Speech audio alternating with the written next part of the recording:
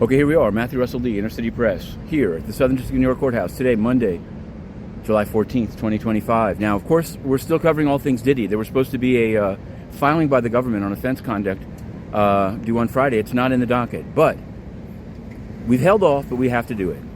This Jeffrey Epstein matter, here's our take on it. Behind me in 40 Foley, there was the trial of Ghislaine Maxwell. Oh, actually, behind me is the MCC, where Epstein reportedly was dead.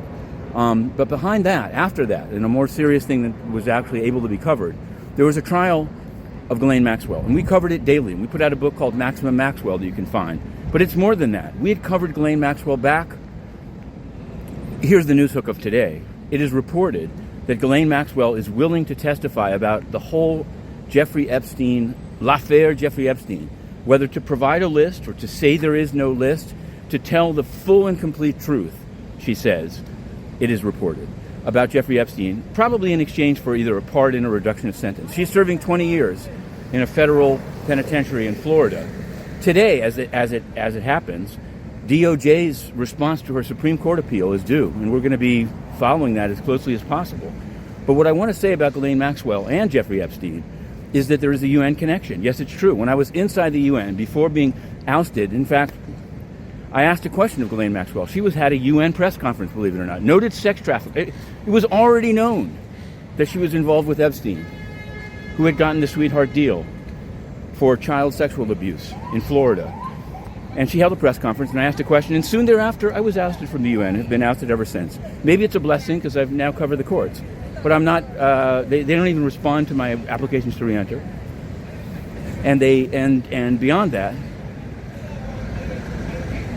I just saw somebody from the court, so it threw me off a bit.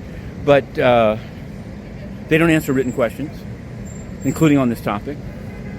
But here was the connection. There's an email from Jeffrey Epstein to Ghislaine Maxwell saying, go forward with your Oceans Conference. It'll help put it all behind us. The Oceans Conference was inside the United Nations.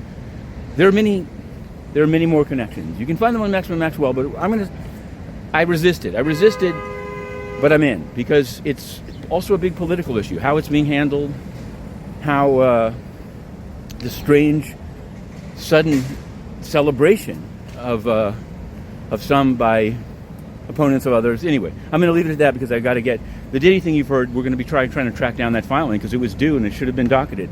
There are count them three, at least, trials starting in SDNY today. The big one that we're trying to be covering, we've been covering from the indictment, is Roman Storm. For the Tornado Cash crypto mixing.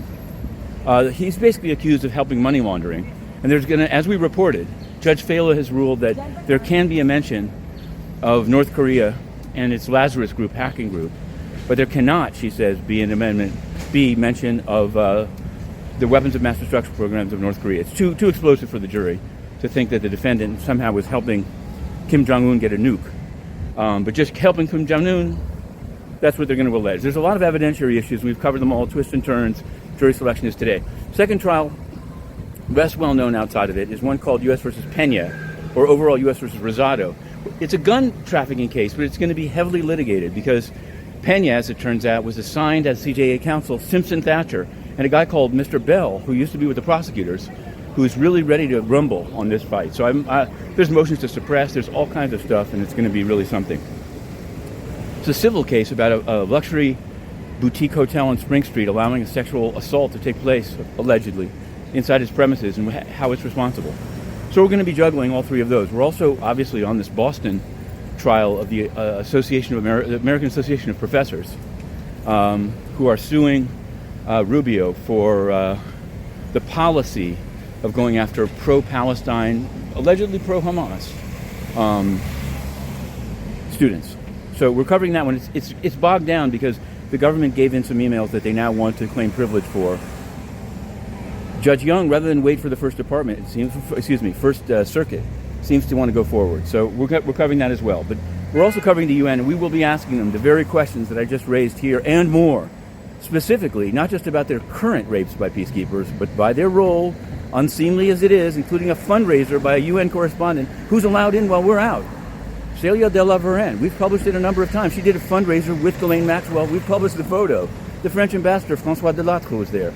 Unbelievable. We will not cease. Inner City Press, to be continued.